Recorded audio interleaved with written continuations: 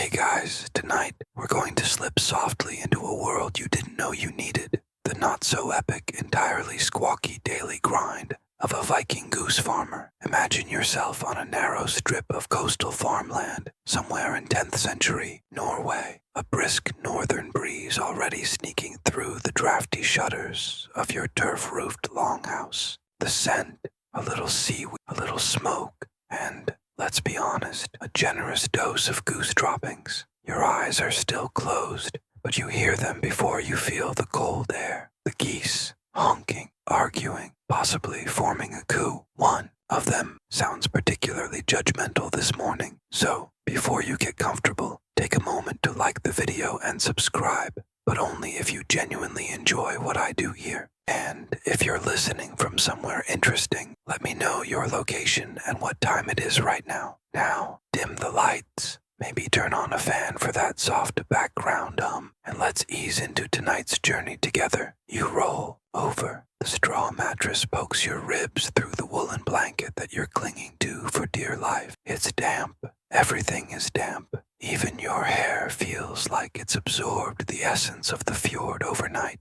The longhouse around you is still dim, though a few slivers of pink dawn have begun to sneak through the high smoke hole in the ceiling. Your fire has died down to embers, but there's just enough glow to see the outline of your boots, waiting stiff and vaguely resentful at the foot of your bed. Outside, the geese intensify. One of them is definitely on the roof again. You groan softly. Your legs ache from yesterday's adventures in goose chasing, and there's a suspicious crick in your back that could either be from age or that time you fell asleep in the hayloft after a mead-fueled argument about goose leashes. Historians still argue whether Vikings ever actually leashed their poultry. You swing your feet down into the chill. The floor is rough, packed dirt with scattered straw, and the occasional stray feather. You whisper a quiet greeting to your house spirit just in case. It never hurts to stay on their good side, especially when you run a loud and flappy household. As you move across the longhouse,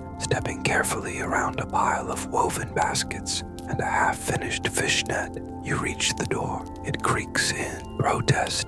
As you open it to the raw morning, the view is classic Viking, jagged coastline, low clouds like sheep's wool smudged against the mountains, and a sea that glares up at you like it's been awake longer than you have. But it's the honking that dominates. There they are, a sea of white, gray, and mud-streaked geese, pacing like tiny feathered generals on a muddy battlefield. Their eyes meet yours. They are unimpressed. Your breath curls in the air. You squint toward the small wooden enclosure you optimistically call a goose pen. It's not doing great. A few geese have escaped and are now bullying a sheep.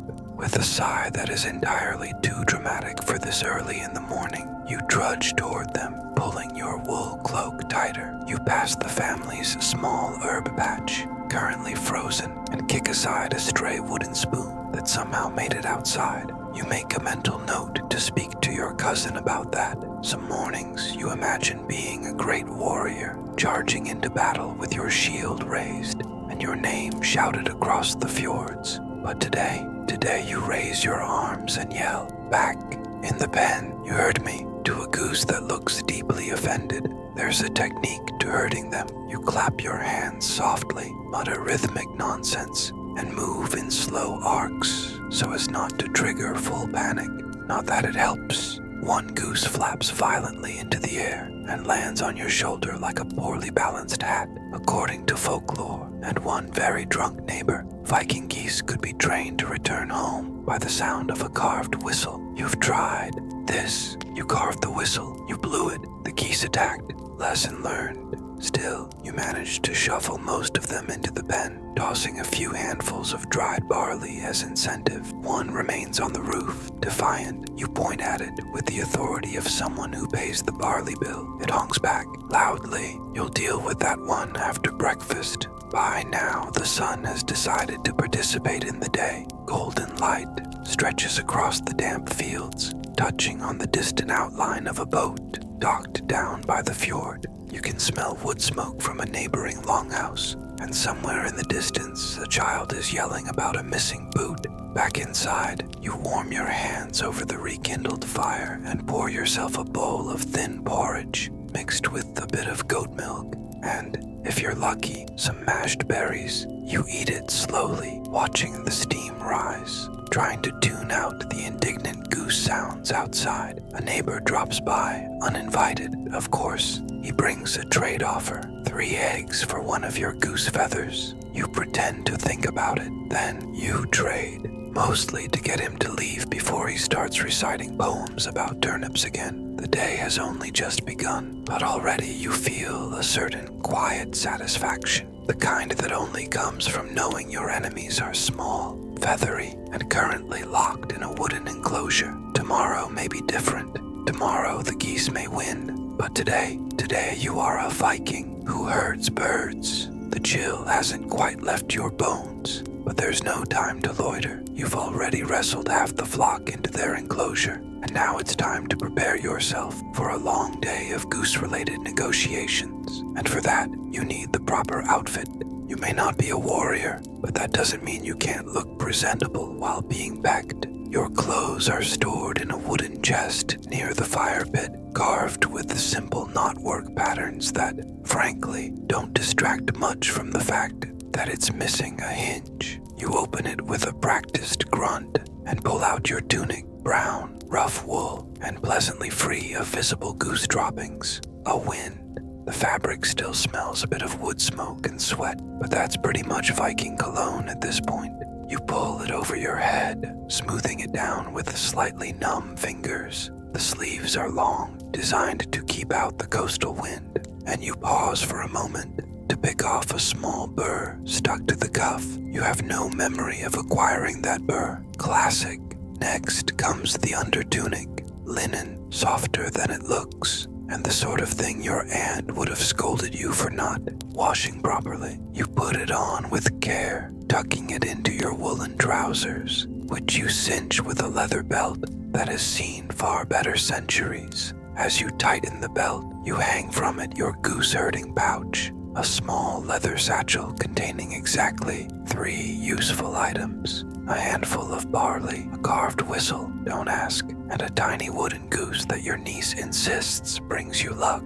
Historians still argue whether Viking farmers actually carried good luck charms, or whether they just gritted their teeth and blamed everything on elves. Your boots are stiff and stubborn. You stomp your feet into them with the force of a person who's late for their daily battle with aggressive poultry. One of the laces is a repurposed fishing line, the other just a bit of dyed wool. It works, mostly. To top it all off, you throw on your cloak. Wool again naturally, this time dyed a faded teal with some patchwork repairs from when it got caught on the corner of the goose pen last week. You remember the moment well. You tripped. The goose stared at you with judgment in its tiny eyes. It's probably still telling the story. You glance in a shard of polished bronze hanging from the wall, the Viking equivalent of a bathroom mirror. You look exactly like someone who has spent too many mornings arguing with birds. You nod in approval. The aesthetic is solid. Before you leave, you grab your staff. Not a fancy one, just a sturdy stick smoothed by years of use. It's equal parts walking aid, goose prodder, and dramatic storytelling prop. You test its weight, then lean it on your shoulder like a character from an overly sincere saga. Outside, the day is brightening, and the chill is lifting, if only slightly. The mist clings low over the marshes behind your house, where geese occasionally escape for illicit adventures. You'll check the fencing there later. Probably a neighbor passes on the path, nodding politely. She's carrying a basket of turnips and wearing a slightly smug expression that says her geese are already penned. You respond with a smile and a mental note to buy more barley. Bribes work better than shouting. There's still plenty to do. You need to mend the fence, clean the water trough, and figure out why one of the geese has taken a sudden interest in your woodpile. But first, it's time for the mid-morning honk check. You return to the pen, standing like a general before your troops. The geese cluster suspiciously at one end, whispering amongst themselves in urgent goose language. You raise the whistle, they freeze. You blow it. It sounds like a sick frog trying to yodel. One goose immediately defecates in protest. Another hisses. A third makes a beeline for the fence post and starts gnawing on it. So no, the whistle still doesn't work, but at least it gave you a moment of comic relief. You sigh and reach into your pouch for barley instead. That gets their attention. You scatter it into the mud with a flourish, and suddenly, you're everyone's favorite Viking. There's a rhythm to dressing and starting your day. Like this. It's not glamorous, it's not heroic, but it's deeply satisfying in a muddy, noisy, oddly meaningful kind of way. Every goose you wrangle, every patch you sew on your cloak, every bowl of slightly sour porridge is a small act of survival in a world that never asked you to be epic, only to endure. And as the sun finally climbs high enough to warm your shoulders, you find yourself smiling just a little. You're dressed, you're ready, and somewhere out there, beyond the fields and fjords and feathered conspiracies, adventure, or at least mild inconvenience, surely awaits. The morning sun filters softly through the small window of your humble cabin, bathing the rough wooden walls in a gentle golden light. The chill of the early day still clings to the damp earth floor beneath your worn leather boots as you tighten your grip on your shepherd's staff. Your geese, ever talkative and restless, waddle behind you with slow, uneven steps, their necks stretching and bending as they murmur their morning greetings in low honks. Today is market day, the highlight of your otherwise steady and slow-paced routine. The marketplace isn't just a place to trade goods like eggs, barley, or freshly plucked feathers. It's the beating heart of your village's social life. As you approach, a swirl of colors and smells bursts before you. Stalls draped in coarse fabrics, crates of root vegetables gleaming with morning dew, and merchants calling out their wares in friendly yet practiced tones. The salty tang of the nearby sea mixes with the warm scent of herbs drying in the sun, while the smell of freshly baked rye bread makes your stomach rumble softly. Your patched wool cloak, its russet threads fraying at the edges, draws a few curious glances from traders and neighbors alike, all aware of the hardships endured by those who tend the land and animals. You exchange a tired but knowing smile with an old friend. This is home, rough edges and all. Your first stop is the stall of the spice merchant, a small collection of bundles hanging from a wooden beam, sage, dill, and a few sprigs of what looks like juniper. Running your fingers gently over the dried leaves, you imagine how just a pinch might turn your simple porridge into a meal that warms more than just your belly. The merchant eyes you skeptically. Farmers rarely indulge in such luxuries. You know your payment today will be stories rather than silver, and that's just fine. Stories are the true currency here, weaving threads of connection between the village folk. Nearby, a storyteller gathers a small crowd by a bubbling cauldron, his voice low and steady as he recounts the tale of Odin's one-eyed wanderings. Children sit, wide-eyed, caught between wonder and unease, as they picture the All-Father's sacrifices and quests. You pause, listening to the ancient myths that still cling to the air like the faint smoke from the fire. You wonder, as scholars still debate, whether these stories offer genuine comfort or simply deepen the mystery of a harsh world. Regardless, there's a magic in these words that soothes the soul, much like a lullaby sung by flickering firelight. Crossing the dusty square, you nod to Bjorn the blacksmith, whose face is smudged with soot as he hammers rhythmically on a glowing piece of iron. Lost any geese to the foxes this week? He jokes with a grin that crinkles the corners of his eyes. You chuckle, shrugging. Yes, a few, but survival is the real tale, and you have plenty of those to share. His laughter is hearty, a reminder that even in struggle, humor keeps the spirit afloat. The marketplace buzzes with life, a tapestry of voices, footsteps, laughter, and the clinking of well-worn coins. You purchase a loaf of warm rye bread, its crust crackling softly in your hands, the aroma rich and comforting. This simple pleasure grounds you in the swirl of daily life, the scent of fresh bread, the salty air, the chatter. It all binds your story together. These small moments form the patchwork of existence, stitched with quiet resilience. Yet beneath the surface, the market is also a stage for the village's anxieties and hopes. You catch whispers of an impending harsh winter, discussions about new royal edicts that threaten to change your way of life, and uneasy rumors about a missing shepherd dog from a neighboring homestead. Historians still argue whether marketplaces served primarily as centers of commerce or as crucial hubs of social cohesion and mutual aid in medieval communities. To you, standing in the mud and noise, these functions blur seamlessly into one. As you gather your geese and prepare to head home, a group of children runs past, one chasing a particularly mischievous goose that ducks and weaves with surprising agility. You laugh quietly, a gentle sound swallowed by the hum of the crowd. This everyday rhythm, simple, repetitive, sometimes frustrating, is your story. Life's richness often hides in the slow, unnoticed moments,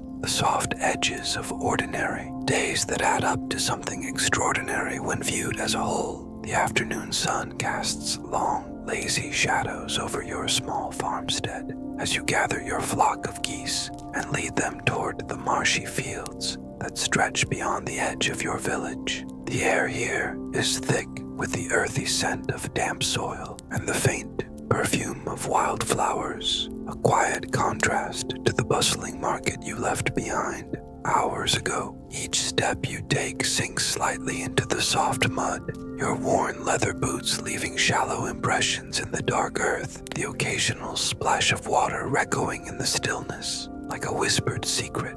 Your geese waddle beside you, their snowy, white feathers gleaming faintly in the golden light, heads bobbing with the steady rhythm of their steps. Their sharp eyes scan the tall grasses and reeds, alert for predators or hidden dangers. Farming in this unforgiving landscape is a delicate dance of patience, perseverance, and quiet resilience. You recall how your ancestors lived on this very land, their lives tightly woven with the shifting seasons and the migratory paths of these very birds. The art of coaxing the geese into the fields is one learned over many long years, knowing just when to press forward, when to let them rest, and how to keep them calm despite the ever-present threats. The geese are not merely livestock, they are companions, guardians, and a vital thread in the fabric of your daily life. Their honks and soft quacks create a steady soundtrack, punctuated by the occasional rustling of feathers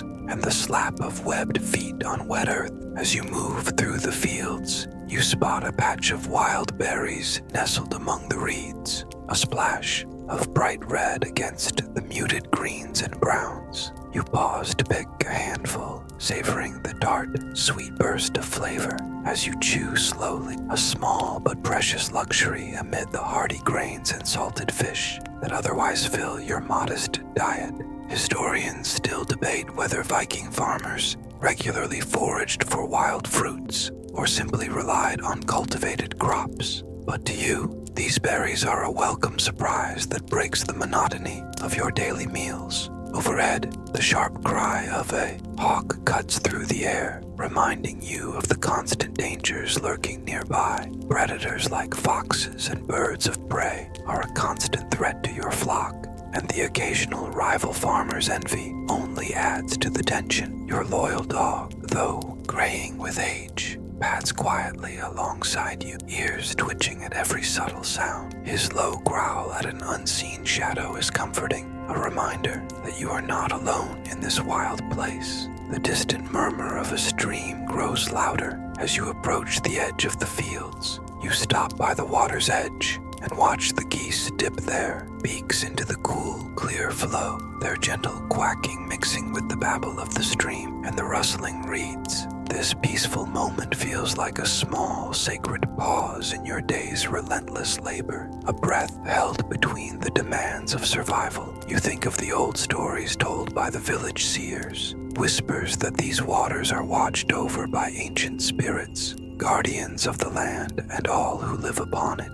Though you carry a healthy skepticism, the tales cling to your mind like a faint, comforting hum beneath your thoughts. Such beliefs, whether rooted in truth or mere fancy, weave a delicate magic into your everyday world, linking the tangible to the unseen. As the sun dips lower and the sky softens into hues of rose and amber, you round up your flock and begin the slow trek back home. The air cools, carrying with it the faint, smoky scent of hearth fires from neighboring farms, a reminder of the simple comforts waiting at day's end.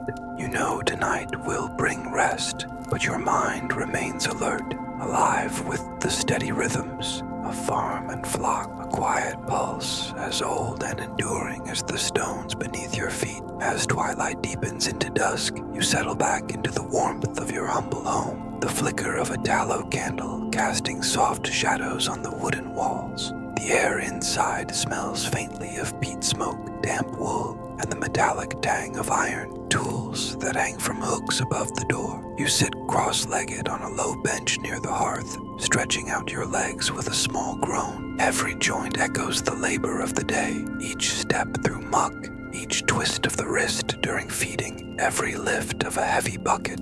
Your hands, though rough, are steady as they prepare the evening meal. You tear pieces of coarse rye bread and soak them in a broth made earlier in the week. Barley, leeks, and a small piece of dried fish simmered down into something just flavorful enough to make you forget its simplicity. Tonight, you've added wild sorrel leaves for a tart bite picked from the edge of the goose pond, where frogs chorus now in the shadows. You eat slowly, savoring the calm. There is no rush. You are surrounded by the kind of silence that is alive with the sound. Wood creaks softly above your head. Wine brushes across the turf roof outside. Geese murmur in their sleep, a distant, muffled honking that rises and falls like a lullaby. One of them dreams, you think, maybe of rain puddles, maybe of enemies, or maybe just of warm straw under feathered bellies. By the fire, you lay out your goose-bone needle and some sinew thread, intent on patching a small tear in your tunic.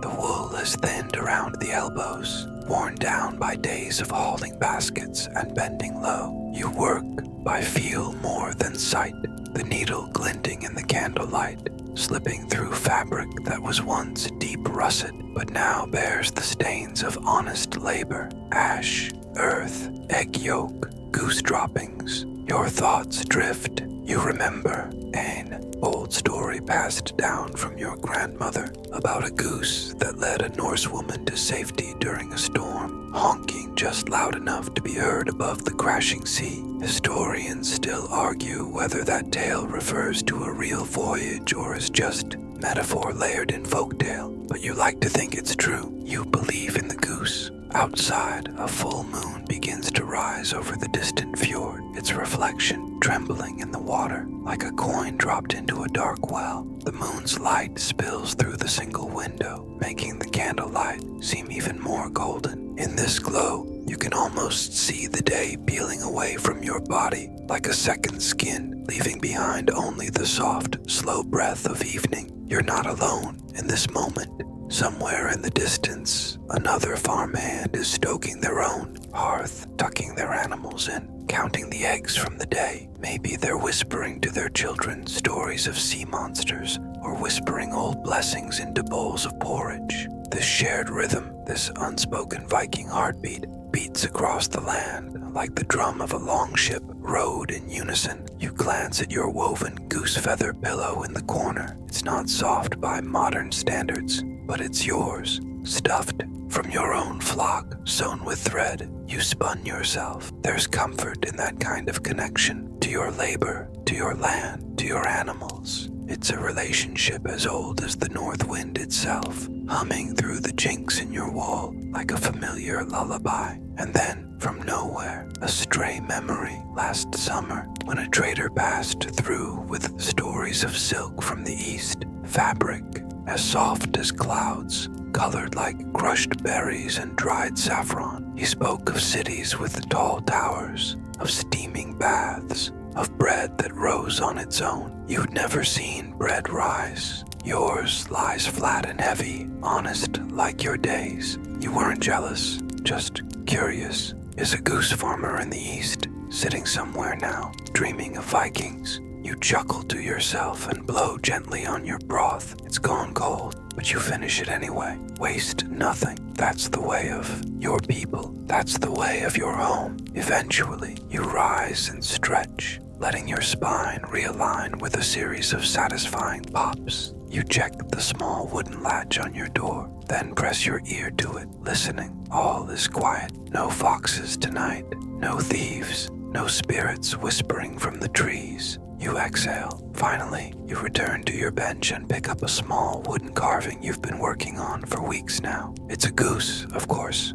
Its wings are a little uneven, but the curve of the beak is just right. You run your thumb across the smooth wood, then place it near your bed, a little guardian watching as you sleep. The fire burns low now, casting long, dancing shadows on the wall. The smell of ash and warm bread lingers. As you lie down, wrapped in wool and surrounded by quiet, your body finally begins to let go. The tension seeps out like steam from a bathhouse. The air cools. Your breath slows. Sleep comes not as an interruption, but as a soft continuation, an extension of your rhythm, your ritual, your very life. And so, with the faint hoot of an owl and the last pop from the fire, you drift into dreams not of war or conquest, but of feathers, frost, and the soft, sleepy honks of geese under moonlight. You awaken before the sun, as you always do, though calling it waking feels generous. The border between sleep and morning is barely noticeable in your world, blurred by the constant hum of routine and muscle memory. Your eyes flutter, open to the soft gray of pre-dawn, creeping in through the window's oiled hide covering. The hearth has gone cold in the night,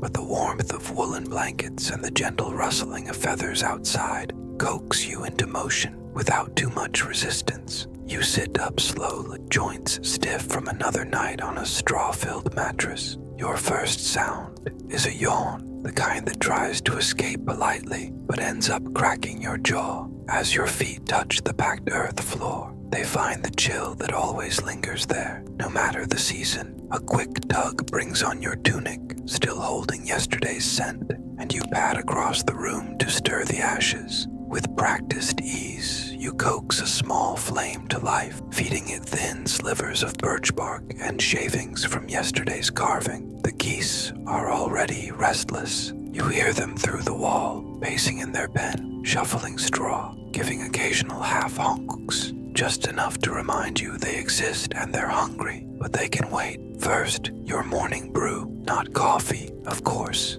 That won't show up in your part of the world for a few more centuries, but a thin barley tea with a sprig of dried juniper tossed in. It's bitter and smoky, but it wakes you gently, like a tap on the shoulder from someone who knows you too well to shout. Outside, the world is still asleep. The fjord lies like a long mirror, barely rippled by the first wind of the day. A few early crows pass overhead, silent as shadows. There's a calm to the Viking countryside in these moments, broken only by the faint bleat of a goat on a nearby farm and the distant rhythmic chop of someone splitting wood. You're not the only one awake. This whole region, these scattered farms and longhouses, tucked into folds of land and along stony coasts, all operate on the same pulse. It's unspoken but deeply felt. As the light grows, you step outside, pulling a cloak over your shoulders. The goose pen is your first stop. Of course, you lift the latch and push open the wooden gate, greeted by a burst of movement. Feathers, flapping wings, webbed feet, stomping straw. They swarm around you like slightly chaotic clouds, jostling for position. A few honk, with what can only be described as indignation, while others stare at you with the blank intensity only birds can master. Their eyes reflect the sky, cold, unreadable. You toss the handfuls of grain onto the ground and scatter chopped greens, leftovers from last night's foraging trip. The feeding frenzy begins, loud and determined. As you watch them, you notice one of the older birds, limping slightly. You crouch, careful and slow, and pick her up. She fusses, of course, flapping half-heartedly, but you calm her with soft words and gentle hands. Her leg isn't broken, just sore, likely from chasing after one of the younger ganders who hasn't quite figured out how to flirt respectfully. You carry her inside and set her in a small straw basket near the hearth. She preens herself indignantly, as if to say she didn't need the help, but you both know she's staying put for a while. You chuckle, sipping the last of your tea. By mid-morning, the day is well underway. You've collected eggs, some still warm, and tucked them into a woven basket lined with moss. You've swept the pen, reinforced a few fence posts, and even replaced a broken hinge with a piece of leather cord. There's a rhythm to your movements, not unlike a choreographed dance, the kind of motion that comes from doing the same tasks every day, year after year, until your body knows them better than your mind does. As you work, you remember a tale once told by a visiting skald. He claimed that Viking goose farmers had once trained their birds for battle, marching them in lines to intimidate raiders from rival villages. Historians still argue whether there's any truth to this, or if it was simply the skald's way of making a dull trade sound glorious. You picture it now, an army of armored geese, honking in unison, charging across a dewy field. You laugh out loud. One of your actual geese squawks in agreement or protest. Hard to tell with geese. You pause for a moment at the edge of the pasture, looking out over the slope of your land. The sea sparkles in the distance, promising adventure, trade, or perhaps trouble. But for now, your world remains peaceful. You feel the wind brush across your cheeks, bringing with it the scent of pine, salt, and the faint aroma of distant cooking fires. Today is a good day to check on the nesting mounds. You make your way to the edges of your small forest grove, where your oldest geese often sneak away to lay their eggs in secret. The mounds are cleverly hidden, tucked under brush, buried in tall grass. You find 3, carefully collecting the speckled eggs and replacing them with the stones of similar size so the mothers won't abandon their nests just yet.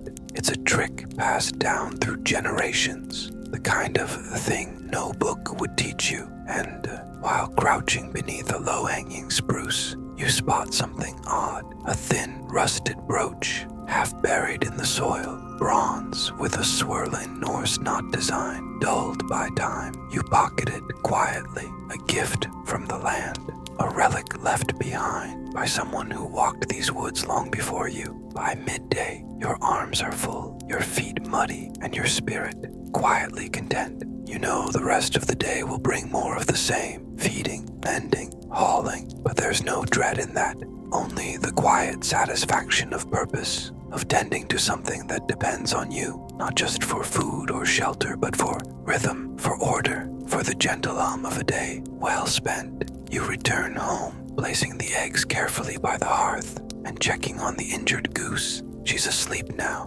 beak tucked into her wing, feathers rising and falling with steady breath. You smile. You sit back at your homestead, the geese tucked in for the evening. You return to the quieter rhythms of dusk. There's a kind of hush over everything now, a stillness that only settles once the daily chores are done and the light turns that soft amber hue, the kind of quiet where you can hear the tiny creaks of wood in the walls, the faint crackle of your hearth, and somewhere in the distance, a goose giving one last sleepy honk.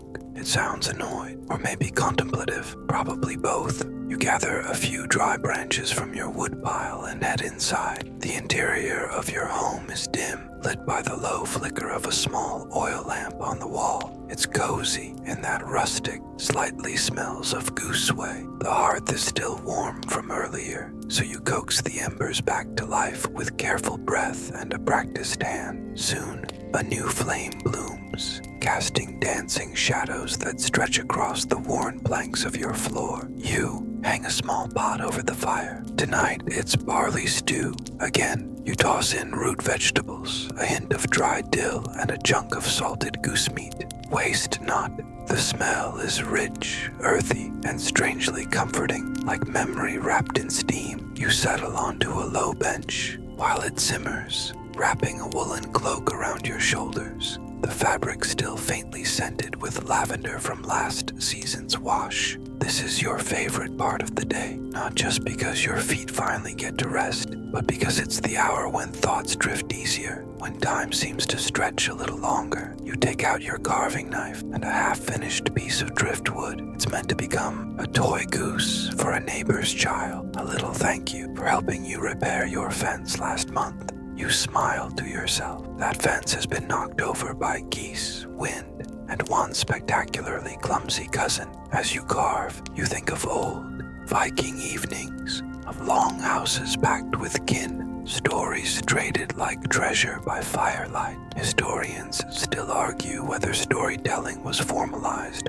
or if it simply spilled from the lips of anyone with the tale. Either way, you imagine those nights, mugs of ale passed between hands, laughter bouncing off timber beams, the scent of resin and wool thick in the air. You try to picture your own ancestors, sitting just like this, carving or weaving or mending, humming to themselves as twilight gathered. Maybe they whispered to their geese, too. From the rafters above, a soft rustle. You glance up, expecting a mouse or one of the house sparrows that occasionally wander in, but it's just the wind nudging a dried bunch of sage you hung there weeks ago. You inhale deeply, letting the faint herbal scent mix with the stew and the wood smoke. It smells like home, imperfect, patched together, entirely yours. Outside, the sky darkens further. Through the small window, you catch the first stars beginning to prick through the velvet blue. The moon tonight is just a sliver, a pale grin in the sky. You've always liked crescent moons. They remind you of polished bone or the curved beak of an especially smug goose. You stir the stew, letting the steam rise and kiss your face. Your belly grumbles, impatient, but you wait. It's not quite ready. Good things and barley stew take time. As you wait, you reach for your bone flute. It's an old thing, worn smooth with use. Its sound breathy and low. You bring it to your lips and play a few quiet notes. The melody is simple, something your grandmother taught you, more of a lullaby than a tune. The notes float through the room like fog, weaving between shadows. Outside, a few geese shift, responding to the sound. One honks softly, then quiets. You think of music and farming and how strange a combination it must seem from the outside. But in truth, you need both. The hands need work, but the heart needs softness. A carved toy, a bit of music, a well-cooked stew. These are your balms against a world that's too often loud and cold. You let the flute rest and ladle the stew into a rough clay bowl. The first bite burns your tongue just a little, but you don't mind. It's hearty, salty, with a background note of whatever herb you dropped in earlier and forgot about. Maybe thyme, maybe not thyme. Either way, delicious. You eat slowly, savoring each mouthful, letting the warmth settle deep into your bones. Your body aches in all the familiar ways. Shoulders stiff, feet sore, but there's a quiet pride in it too. You've earned this tiredness. It means things are growing and geese are fed, and life, however silly and feather-covered, is moving along. After the last bite, you set your bowl aside and stretch out on your bench, feet near the fire. You pull the cloak tighter and close your eyes for just a moment, not to sleep, just to rest. Your thoughts drift again, as they always do in these quiet moments. You think of other goose farmers you've met, some kind, some grumpy, all of them slightly feather-covered.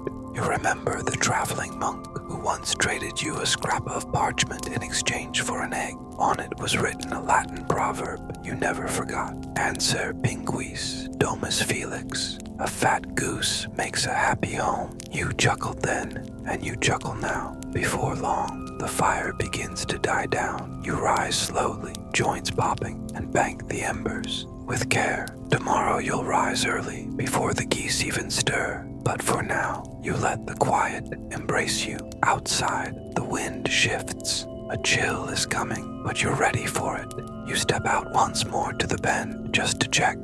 The geese are huddled together, a little pile of fluff and soft sounds. One opens an eye at your approach, then closes it again. You smile. Good night, troublemakers. You turn back to your door, the stars wheeling silently overhead. The smell of stew still lingers on your hands, and inside, your little world waits. Wooden walls, a sleeping fire, and the echoes of a flute fading into night.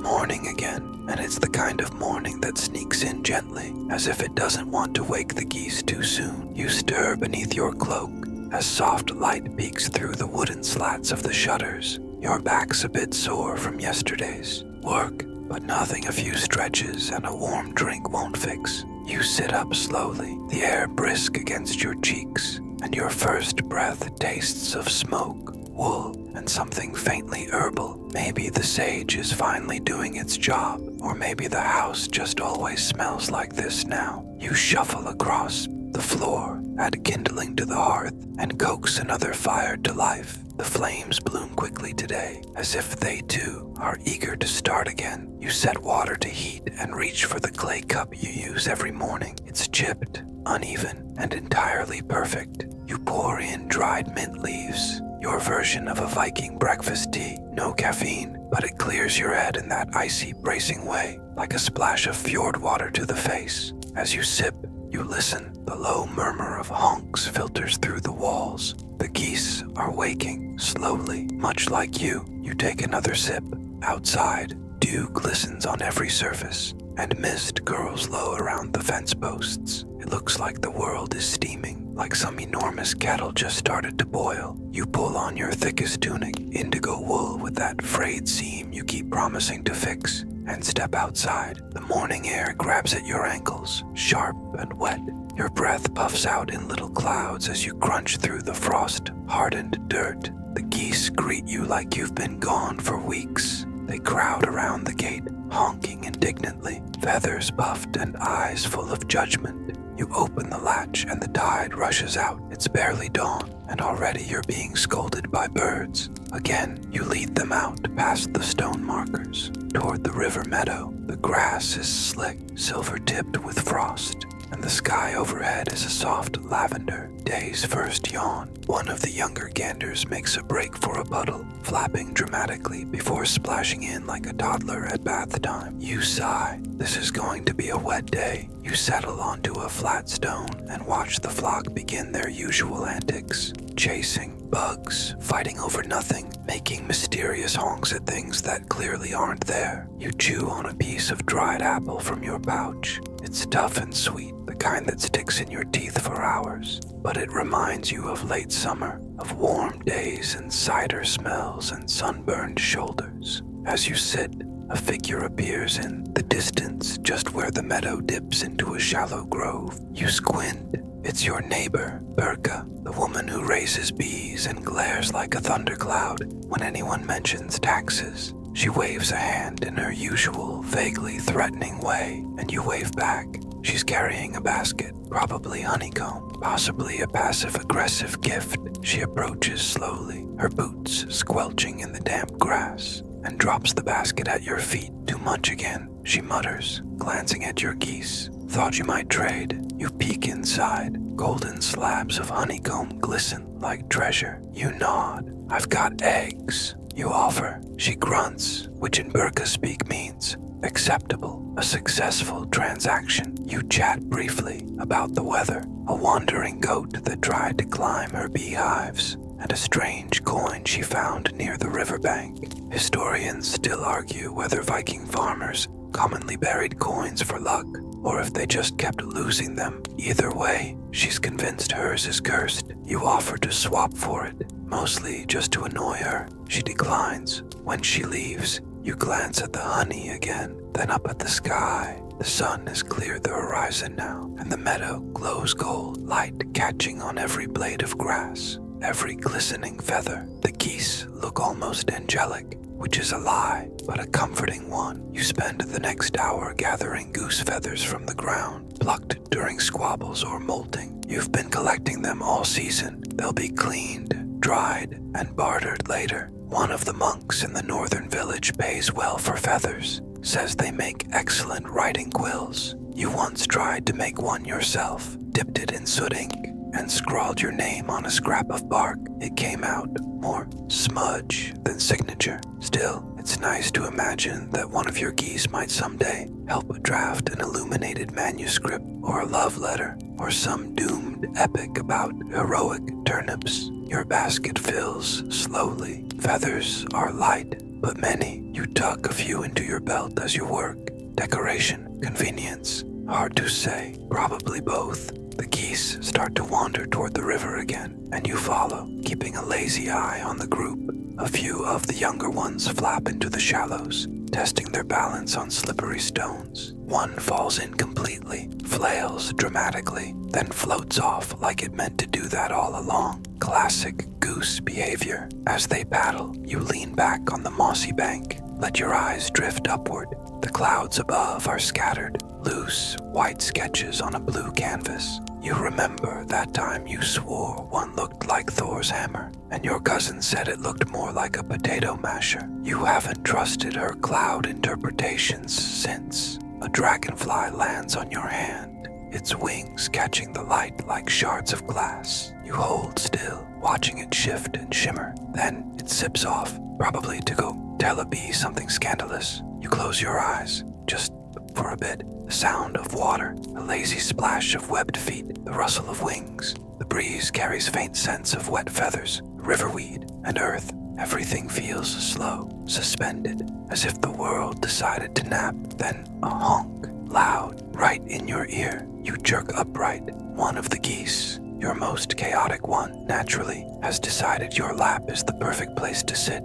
You blink at each other. It blinks back. You sigh. You win. The goose honks again. You're not sure if it's victory or sarcasm, maybe both. And with that, you haul yourself up, brush the moss from your tunic, and start herding the geese back toward the homestead. The day is just beginning, and already it's full of feathers, honey, and one slightly possessive bird. Back at the homestead, the geese are released into the smaller enclosure, still grumbling, but mostly pacified by access to the feed trough. You scatter a mix of cracked barley, garden scraps, and a few unlucky snails you found clinging to the water barrel. There's a pecking frenzy, a lot of flapping, and the unmistakable sound of one goose attempting to swallow an entire turnip peel in one go. You leave them to it. Everyone's got their dreams. Inside, the fire has died down, but still holds a soft glow, like an ember that fell asleep mid-dance. You kneel and add a few logs, watching as the flames yawn back to life. The house is quiet now,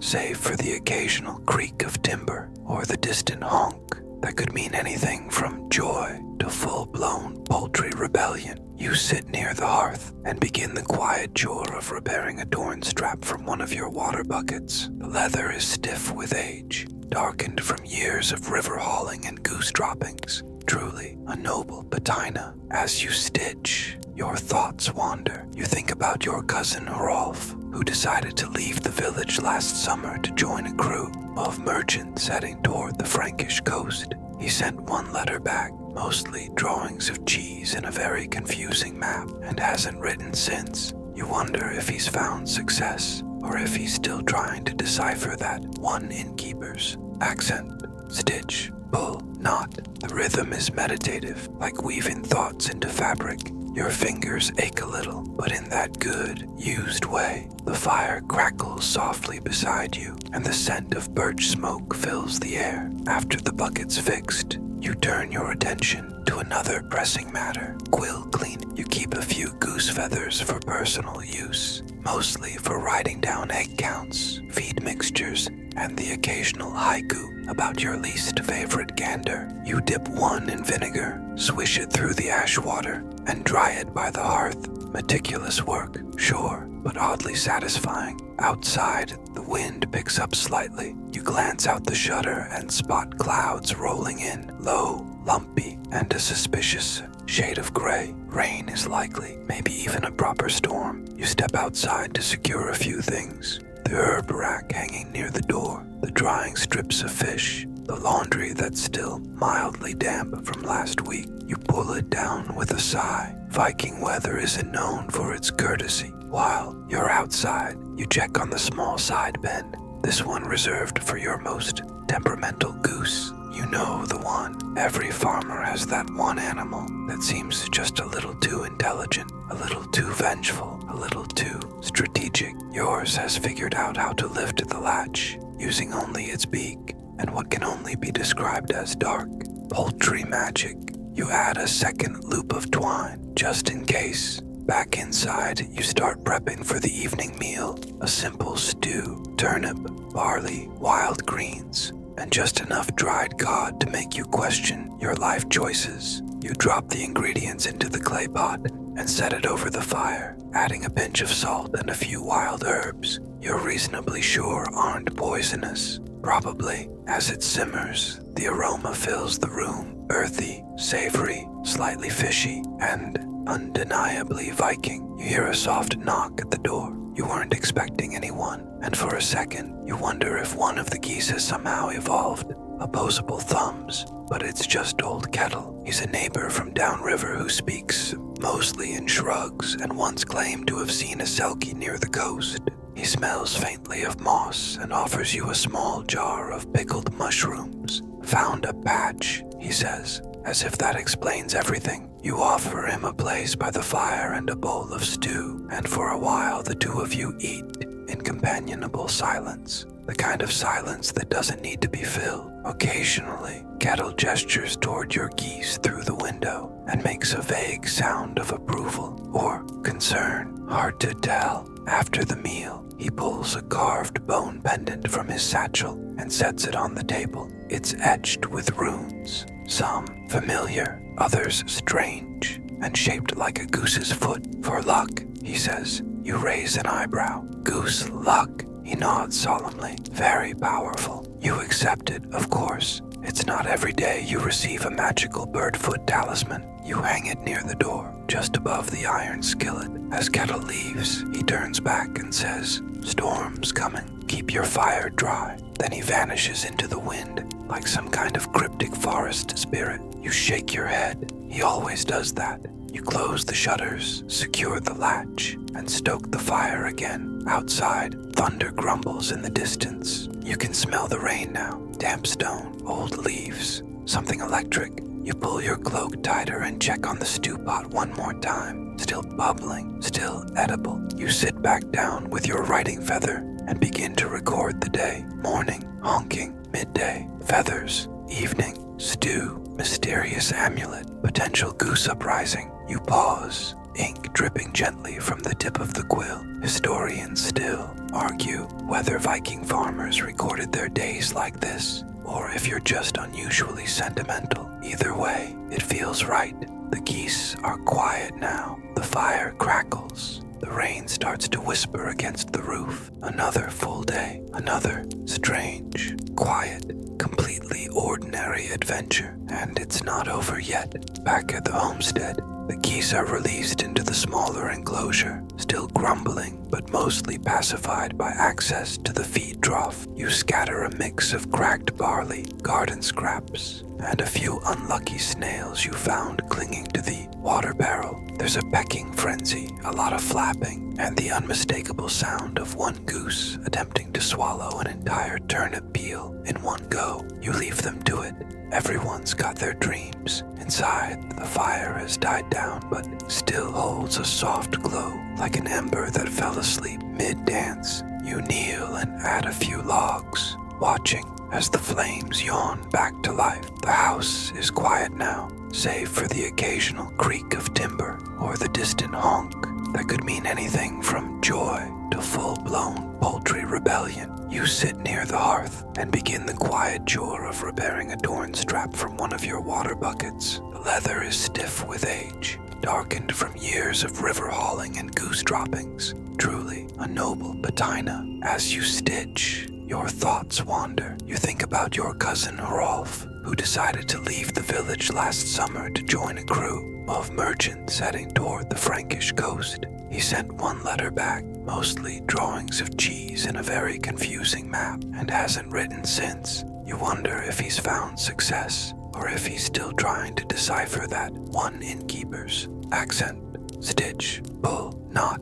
The rhythm is meditative, like weaving thoughts into fabric. Your fingers ache a little, but in that good, used way. The fire crackles softly beside you, and the scent of birch smoke fills the air. After the bucket's fixed, you turn your attention to another pressing matter. Quill cleaning. You keep a few goose feathers for personal use, mostly for writing down egg counts, feed mixtures, and the occasional haiku about your least favorite gander. You dip one in vinegar, swish it through the ash water, and dry it by the hearth. Meticulous work, sure, but oddly satisfying. Outside, the wind picks up slightly. You glance out the shutter and spot clouds rolling in, low, lumpy, and a suspicious shade of gray. Rain is likely, maybe even a proper storm. You step outside to secure a few things. The herb rack hanging near the door, the drying strips of fish, the laundry that's still mildly damp from last week. You pull it down with a sigh. Viking weather isn't known for its courtesy. While you're outside, you check on the small side pen, this one reserved for your most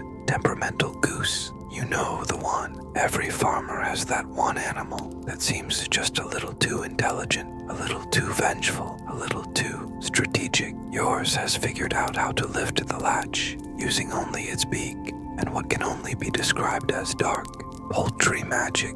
You add a second loop of twine, just in case. Back inside, you start prepping for the evening meal. A simple stew, turnip, barley, wild greens, and just enough dried cod to make you question your life choices. You drop the ingredients into the clay pot and set it over the fire, adding a pinch of salt and a few wild herbs you're reasonably sure aren't poisonous. Probably. As it simmers, the aroma fills the room, earthy, savory, slightly fishy, and undeniably Viking. You hear a soft knock at the door. You weren't expecting anyone, and for a second, you wonder if one of the geese has somehow evolved opposable thumbs. But it's just old Kettle. He's a neighbor from downriver who speaks mostly in shrugs and once claimed to have seen a selkie near the coast. He smells faintly of moss and offers you a small jar of pickled mushrooms. Found a patch, he says, as if that explains everything. You offer him a place by the fire and a bowl of stew, and for a while the two of you eat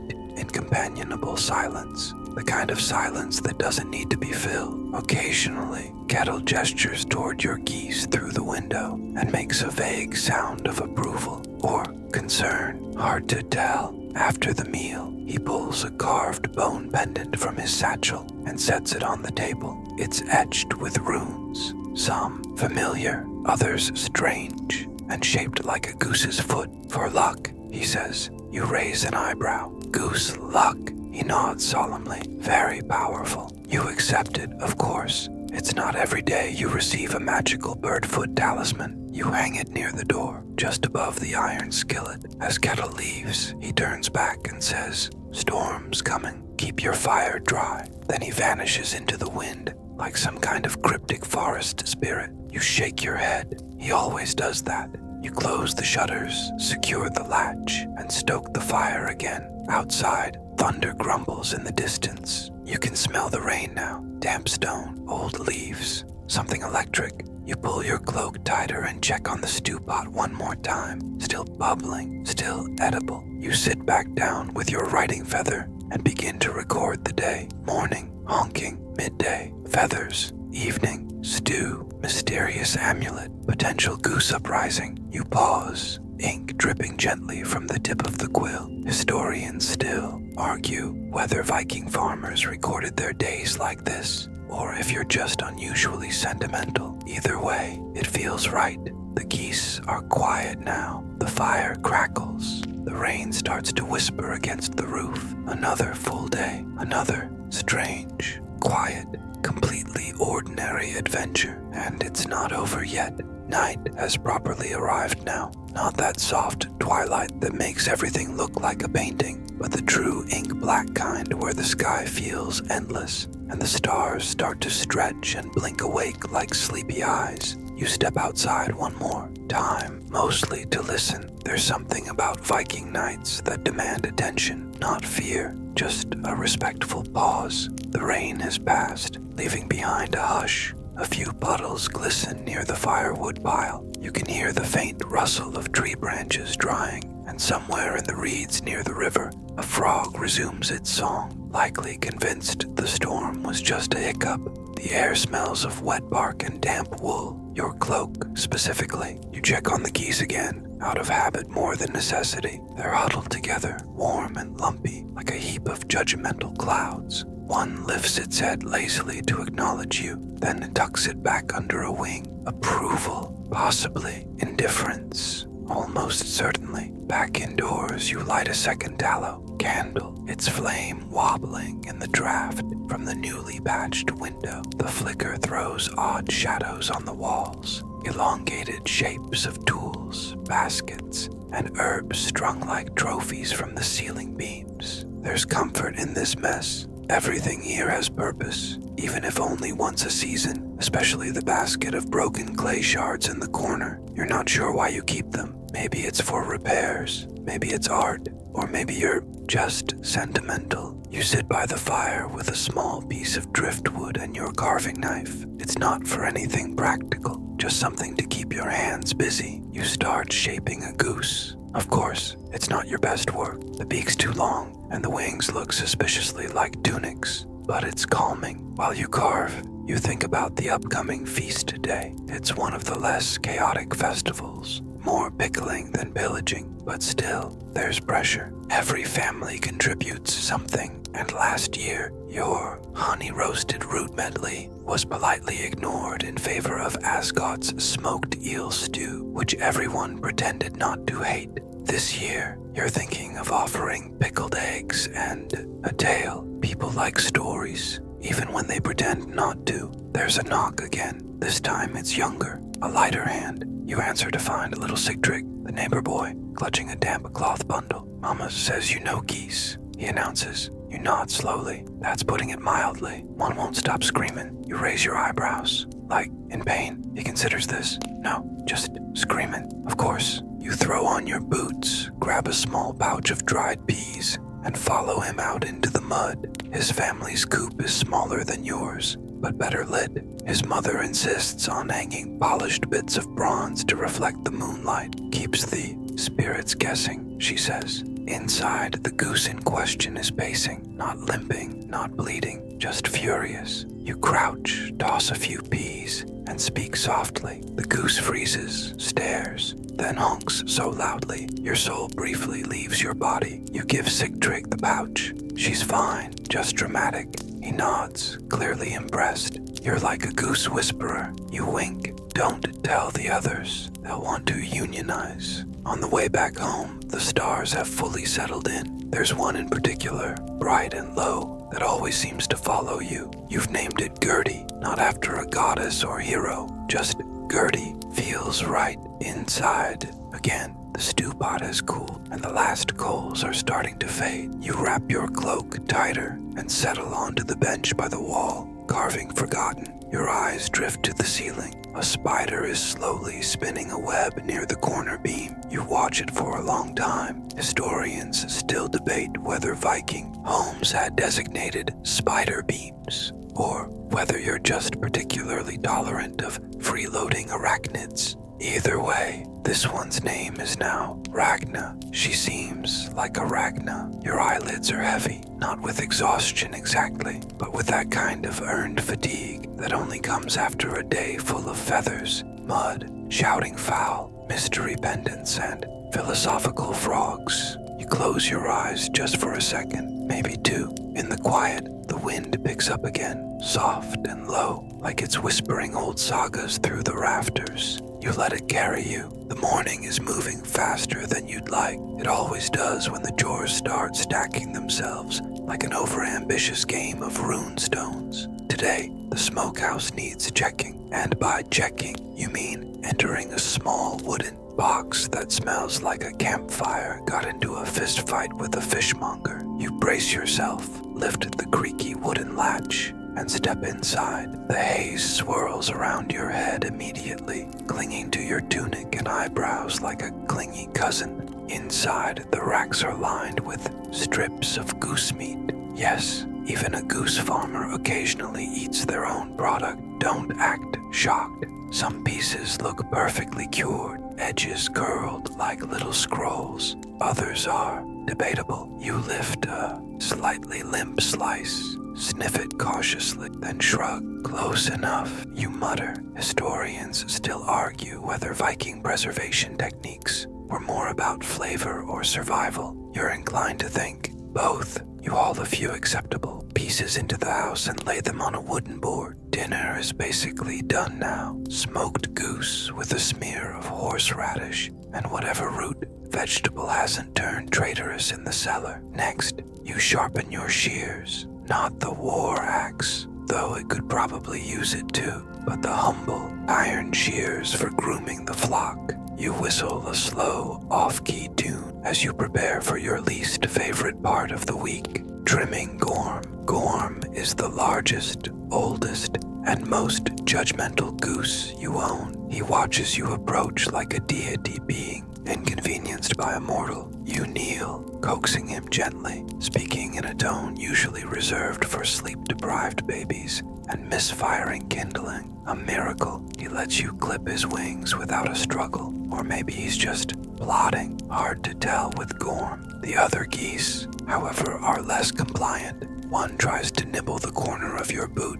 Another honks so loudly it startles a squirrel from the roof that then hurls a pine cone directly at your head. You curse under your breath, but gently. The gods might be listening. You finish the trimming, wipe your brow dramatically, and reward yourself with a wedge of stale honey cake. It crumbles like sawdust, but it's sweet and sticky, and that's all you really ask of cake. Later, you mend a bit of fencing. Some of the younger goslings have been testing their boundaries and physics. A small break in the rails, and they've been slipping out to explore the cabbage patch with all the stealth of a thunderstorm. You hammer a fresh plank into place, occasionally glancing up to make sure Gorm isn't organizing a revolt. Back indoors, you kneel at the hearth to stir the stew pot.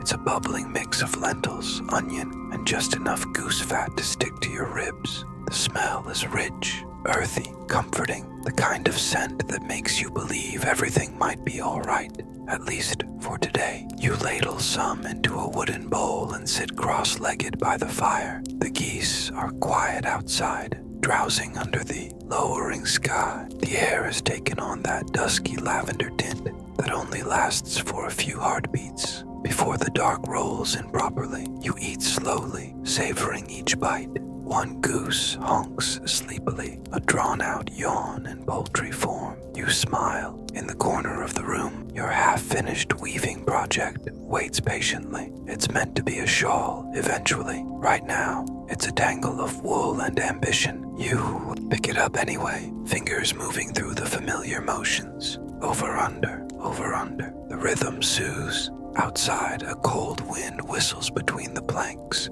and you draw your cloak tighter. The fire pops once, throwing a little sparkle of embers upward. You take a deep breath. The cabin smells of smoke, wool, and stew, like something timeless. For just a moment, you close your eyes. Tomorrow will bring more feathers, more repairs, more honking. But tonight, you made it through. No Viking raids, no injuries, minimal goose bites. Honestly, that's a win. You wake before dawn, not because you must, but because something in your bones insists. That particular ache behind the eyes that only early risers understand. Outside, the world is still a sketch. The sky smudged with a hint of silver, and your breath puffs out in little clouds as you step into the stillness. The chill bites, but gently, like an old friend reminding you they're still around. You move slowly through the yard, careful not to clomp in the puddles or trip over the new mound of kindling you forgot to stack properly. The coop is quiet. The geese haven't noticed you yet. Thank the gods. Waking them is like lighting a fuse. You sit on the edge of the water barrel and wait, and there it is. One soft honk, then two, then the whole chorus, tuning up like an orchestra that only knows one very loud note. You toss some grain, adjust the latch, and let them out one by one. They waddle past you like royalty, heads bobbing, wings fluffed, full of unjustified self-confidence. You wonder, as always, if they dream, probably of domination. Breakfast is simple, a hunk of leftover barley cake and a strip of dried fish so salty it could preserve your soul. You eat by the fire, which you coax back to life with gentle puffs, and a prayer that the wood isn't too damp. It catches reluctantly, but it does. You sip from your horn mug. The tea is more herbs than flavor, but it's warm, and that counts. Today is wash day. You hate wash day. The clothes have been soaking in lye water since yesterday. You haul the tub closer to the fire and begin the tedious rhythm of scrubbing linen against board. Your knuckles ache instantly. Vikings are known for many things. Raids, ships, being suspiciously tall, but no one talks about how clean their undergarments were. Historians still argue whether the effort was for hygiene or simply to avoid the wrath of mothers and wives. Either way, here you are, waging war on a grass stain. A neighbor passes by and nods. You both grunt in mutual recognition of chore-based suffering. The sun climbs, and your shoulders start to loosen. You pin the garments up near the fire, on a line stretched between two beams. Steam rises like ghosts, departing the fabric, and the cabin starts to smell of soap root and slightly toasted wool. You sit back for a moment, hands raw and red. The geese have returned, curious about the fluttering laundry. One tries to nibble your tunic sleeve, and you gently pop it away with a half-hearted scold. It honks, offended, then waddles off with great ceremony. You roll your eyes. Drama with the wash hanging and your body sufficiently punished. You step outside again. The sky is now fully blue, crisp and sharp, as if someone scrubbed it overnight. The ground still holds the dampness of last night's rain, but the air is beginning to dry. You take a slow walk to the edge of the stream. It's shallow and clear, and the stones underneath look like coins waiting to be plucked, though you know better. You've fallen for that illusion before. You crouch and dip your hands in, letting the cold sting wake up the nerves. Then you wash your face, splashing it like you're baptizing yourself into another round of goose-centric nonsense. From down the path you hear voices, travelers, a small group of them probably headed toward the market a few villages over. You don't know them, but one gives you a wave. You nod in return, resisting the urge to warn them about the trickster goose who hides behind the bramble and likes to ambush strangers. Instead, you let them pass. You find yourself collecting herbs again, almost absent-mindedly. Some wild chervil, a bit of sweet Sicily, and even a stubborn sprig of mugwort. You aren't sure yet what you'll do with them, but they smell right, and sometimes that's enough. Back at the cabin, you set them aside on a drying rack, then check on your little carved goose from the night before. Its features are rougher than you remember. You consider smoothing it out, then decide against it. Perfection is overrated, especially when it's shaped like poultry. By midday, you're sitting in the doorway again, the warmth finally starting to press into your bones. The geese lounge in the sun like royalty on vacation. One lies on its back, wings splayed, beak to the sky, as if it's discovered existentialism. You stifle a laugh, and for a moment, it's quiet, not silent, but still the kind of moment that doesn't ask anything of you. It just exists, and you somehow are allowed to simply exist with it. The night has settled fully now, wrapping the farmstead in a thick, velvety quiet that seems almost sacred. You sit near the hearth, the fire's warm glow flickering softly against the rough wooden walls. Shadows dance gently in the corners, moving with the rhythm of the flames. Outside, the geese have long since tucked their heads under their wings, their gentle snores blending into the night sounds. A lullaby of rustling leaves, distant owl calls, and the occasional soft cluck from the barn. You let your thoughts drift like smoke, rising from the embers, tracing the shapes of clouds you can't see, and feeling the worn texture of your woolen cloak against your skin. The steady rhythm of the crackling fire matches the slowing pace of your heartbeat, soothing the busy mind that carried the day's burdens. This rare peace sneaks in when the world finally stops demanding something from you, a silent invitation to simply be. Your mind wanders over the day's events, the smokehouse's thick, pungent embrace, Gorm's stubborn glare as he resisted being herded back, the honey cake that crumbled but sweetened your mood. Nonetheless, these small moments stitch together the patchwork of your life here, grounding you in the simple reality of survival and care. Historians still debate how much of Viking daily life was careful routine and how much was chaos cleverly disguised. As tradition, you suspect it was a bit of both, a mixture of hard work and stubborn resilience. Outside, a soft breeze slips through a crack in the door, carrying the scent of damp earth and pine needles. You pull your cloak tighter around your shoulders, grateful for the rough warmth against the chill. You lift a small wooden cup filled with warm mead to your lips, savoring the honeyed sweetness as it spreads a gentle warmth through your chest and stomach. Mead, after all, is the Viking answer to modern-day comfort drinks. Sweet, strong, and a little bit mysterious. You reach for your worn, leather-bound journal. Well, it's more like a collection of scribbles on parchment, but it's precious. All the same, by the flickering candlelight, you sketch a quick drawing of Gorm, the very picture of disapproving majesty, neck feathers all ruffled and proud. You chuckle softly, remembering how the old goose seemed to plot rebellions even in his sleep, his stubborn nature both frustrating and endearing. The moon peeks shyly through drifting clouds, bathing the farm in a soft silver light. Its glow casts long, gentle shadows on the ground, transforming the familiar into something quietly magical. You feel a curious mixture of gratitude and exhaustion, a quiet satisfaction that for now the world is exactly as it should be, still, soft,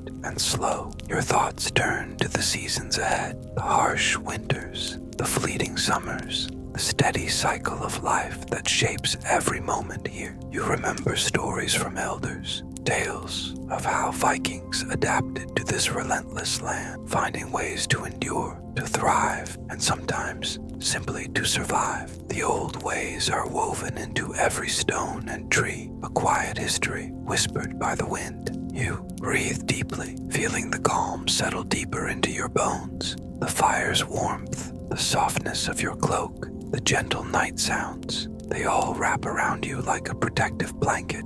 In this moment, you are part of something ancient and enduring, a small piece of a vast story. Your eyes begin to droop, heavy with the weight of the day's work and the promise of rest. The sound of gentle breathing from the sleeping geese nearby lulls you closer to sleep, a soothing chorus that echoes in your mind. You think about tomorrow, the chores waiting, the laughter of neighbors, maybe a little more honey cake if luck is on your side. But for tonight, there is only this moment, still, soft, and slow. The world has quieted, and you are wrapped in its gentle embrace. The dawn is still a distant promise as you lay down, the wooden bed creaking softly beneath you. The warmth of the woolen blanket wraps around your shoulders like a gentle hug, and the lingering scent of smoke and earth settles into the room like an old friend. Outside, the world is quiet, save for the faint rustle of leaves and the distant call of an early bird greeting the coming day. You close your eyes and let your mind drift back over the day's moments. The feel of soft feathers brushing against your hands, Gorm's proud stance as he guarded the flock, the sweet taste of honey cake melting slowly in your mouth. Even the occasional grumbles and stubbornness from the geese are part of the rhythm here, a reminder that life, even in its quirkiest moments, is alive and full. Historians still argue about how ordinary Viking farmers found joy amid the hardships, but you know the answer lies in these small, everyday connections with the land, the animals, and the people around you. This quiet life is filled with its own richness. Hidden beneath layers of routine and simplicity, you breathe deeply, feeling the cool night air mixing with the warm comfort of your bed. Your thoughts grow soft and slow, like the gentle waves of a calm sea. Outside, the stars twinkle faintly through a narrow window, their distant light a silent lullaby. As sleep pulls you closer, your mind floats to the cycles of the farm, the planting, the harvesting, the endless care that ties you to this land.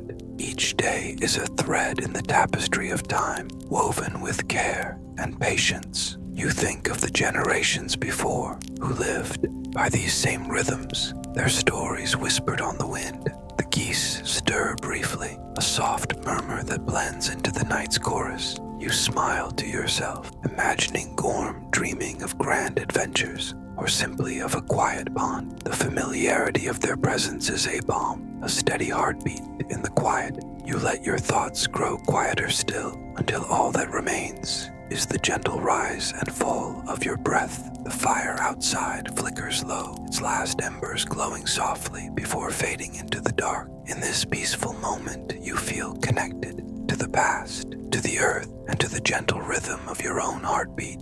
Sleep comes like a whisper, folding around you and carrying you gently into dreams. Now, rest easy. Tomorrow will bring its own stories, but for tonight, there is only calm. As the story gently fades away, you feel the weight of the day lifting from your shoulders. The soft shadows of the past dissolve slowly, like morning mist retreating before the sun's warm touch. Here, in this quiet space between wakefulness and dreams, you are free to simply be safe, calm, and held by the gentle rhythm of history's whispered tales. The echoes of geese calling, the rustle of leather and wool, the crackle of firewood, all blend into a soothing symphony, a lullaby crafted across centuries. It's as if the very air around you hums a gentle invitation. Rest now, breathe deep, and let yourself drift. No need for haste or worry, for tomorrow's light will come soon. Enough tonight is for stillness,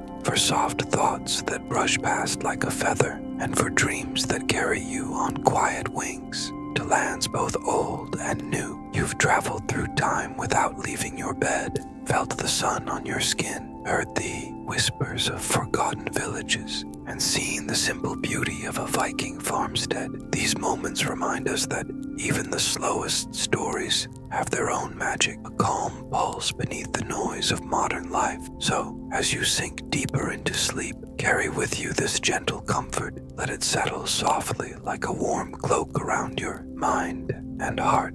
And when morning comes, may you wake refreshed, curious, and ready for another quiet journey. Thank you for sharing this time with me tonight. Sleep well and sweet dreams.